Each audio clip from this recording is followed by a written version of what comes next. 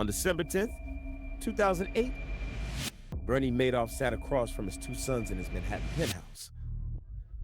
He had just confessed to running the largest fraud in human history. $65 billion gone. What his sons did in the next 24 hours destroyed the Madoff family forever. One brother would be dead within 2 years. The other would never speak to his father again.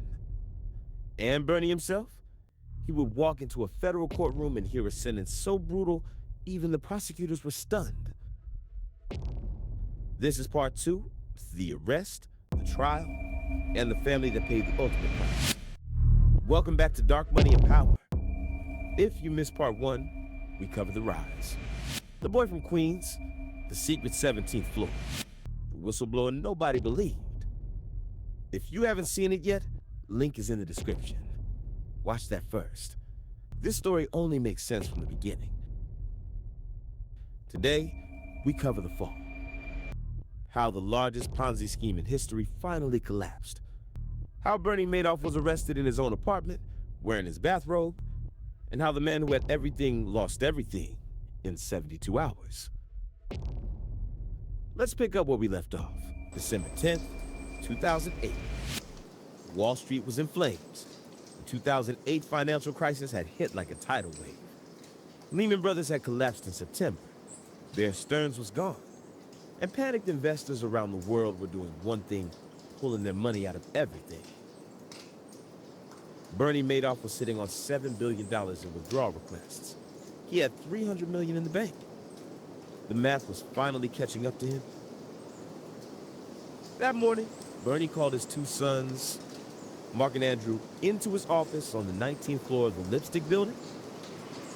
Both sons worked for the legitimate side of the family business. Both were in their 40s. Both had spent their entire adult lives believing their father was a Wall Street genius. Bernie looked at them and said something that would change everything. Let's not talk here. Let's go back to the apartment.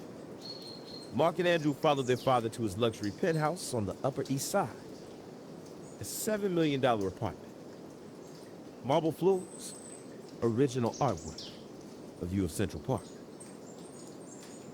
And there, in the living room, Bernie Madoff finally told the truth. The business, he said, is one big lie. It's all just one big lie. His son stood frozen. Bernie kept talking. He told them everything. The fake statements, the 17th floor, the $50 billion, what he believed at the time, that didn't exist. He told them he had a plan. He was going to distribute the few $100 million left to family, friends, and selected employees, and then turn himself in within a week. Mark and Andrew didn't say a word. They walked out of the apartment, got in the cab, and went straight to a lawyer. By the next morning, December 11th, 2008, FBI agents were knocking on Bernie Madoff's door. Special Agent Theodore Kachiapai entered the penthouse around 8:30 a.m. Bernie answered the door in his bathrobe and slippers. The conversation that followed has become legendary in FBI history. Agent Kachiapai said, "We're here to find out if there's an innocent explanation." Bernie looked at him for a long moment, and then calmly replied, "There's no innocent explanation." That single sentence ended the largest financial fraud in human history. Bernie was handcuffed, walked out of his own apartment building in front of photographers and reporters who had somehow gotten the tip. The most respected man on Wall Street, but Park walked through the lobby of his own luxury building. By that afternoon, the news had exploded across the world. Bernie Madoff, former NASDAQ chairman, SEC advisor, charity board member, arrested for running a $50 billion Ponzi scheme. The number would later grow. $65 billion. The actual cash investors had handed him around $18 billion.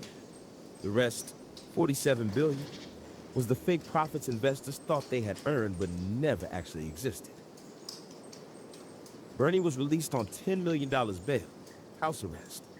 electronic monitoring, confined to his $7 million penthouse with his wife Ruth.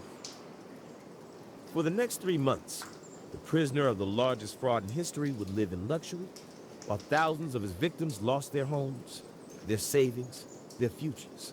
What happened in the weeks after Bernie's arrest was unlike anything Wall Street had ever seen. The phones at the Madoff offices rang nonstop. Investors calling from every corner of the world, demanding to know where their money was. Retired teachers who had invested their pensions. Holocaust survivors who had trusted their life savings to a fellow Jewish American success story. Charities that funded hospitals, scholarships, and food programs. The Elie Wiesel Foundation for Humanity, gone. $15.2 million, wiped out.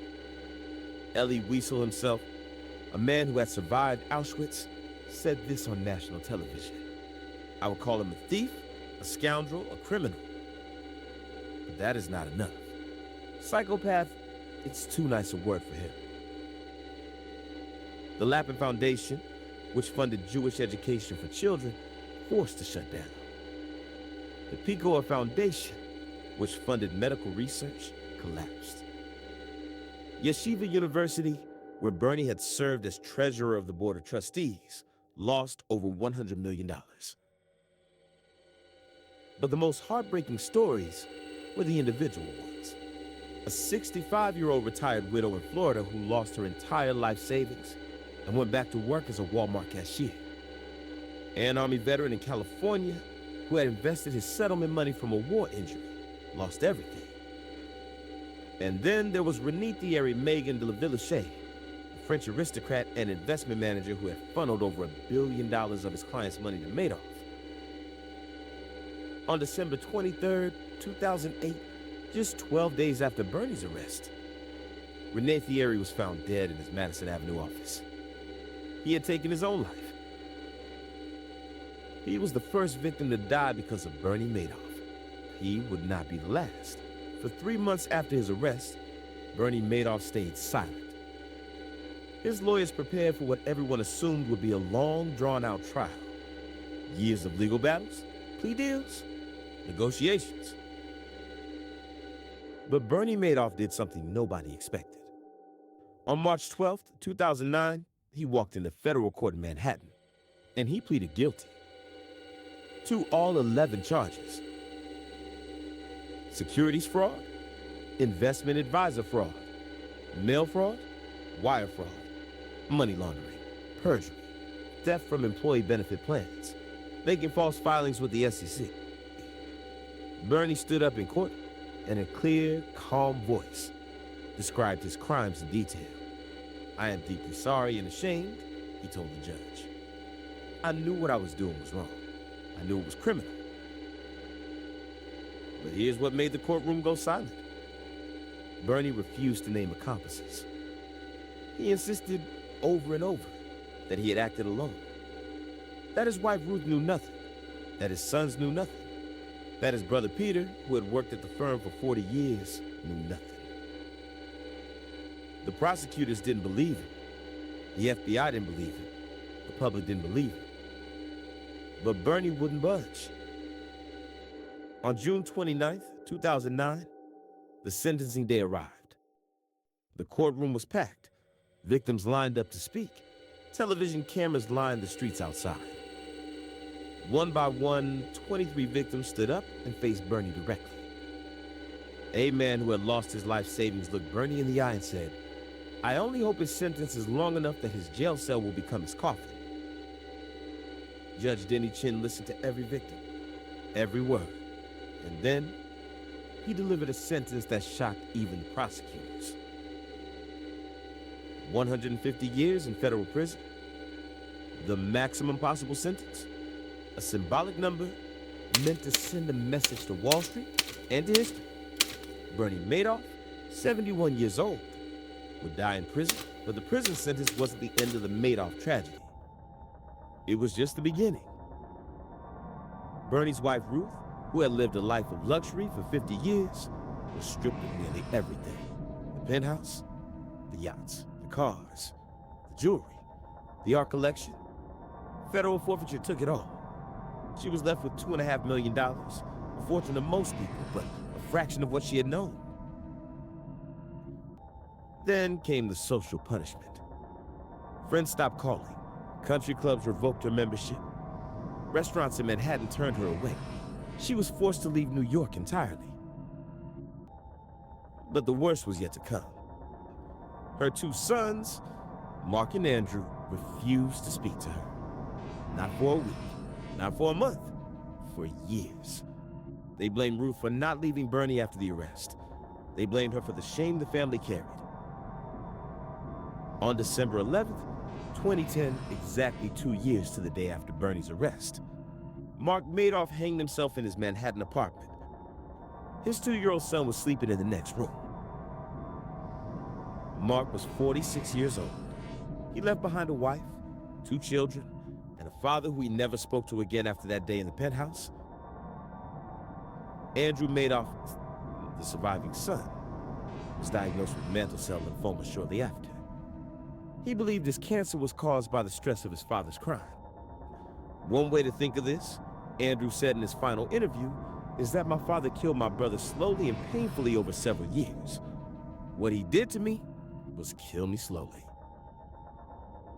Andrew Madoff died on September 3rd, 2014. He was 48 years old. Within 6 years of his confession, Bernie Madoff had lost both of his sons. By 2014, Bernie Madoff was prisoner number 6, 1727054 at the Butler Federal Correctional Complex in North Carolina, a medium security prison, surrounded by drug dealers, gang members, and other white-collar criminals. The man who had dined with billionaires, who had advised presidents, who had chaired NASDAQ 3 times, was now eating prison food on a metal tray. But what happened to Bernie Madoff inside that prison is one of the strangest chapters of this entire story. He became a celebrity behind bars. Inmates lined up to shake his hand, to ask him for financial advice. One drug dealer even tried to extort him and got beaten up by other prisoners for disrespecting Bernie. He held court in the prison yard like a king in exile. But behind closed doors, Bernie Madoff was a broken man. And in his final years, he made a confession to a journalist that changed everything we thought we knew about this case. He claimed he didn't act alone. He claimed the banks knew. He claimed there was a secret nobody had ever uncovered. In part 3, the final episode, we cover Bernie's life in prison, his death in 2021, and the missing billions that may still be out there.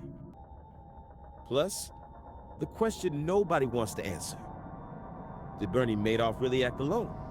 Or did Wall Street's biggest banks help him steal $65 billion? Part 3 drops next Friday. Hit subscribe so you don't miss it. I'll see you then.